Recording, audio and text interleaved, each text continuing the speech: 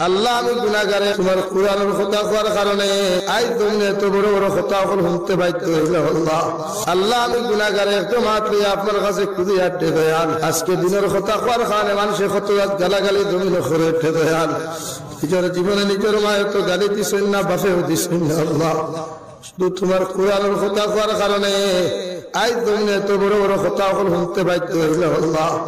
তোমার নাফরমান কর্ম কদ্দরে যদি জমিন খান হেদায়েত থাকে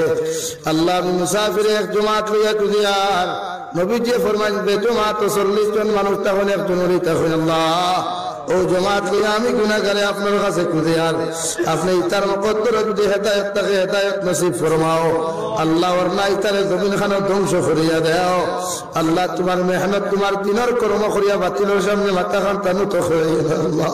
আল্লাহ ভারতের জমিন দিয়ে শান্তির জমিন বানাও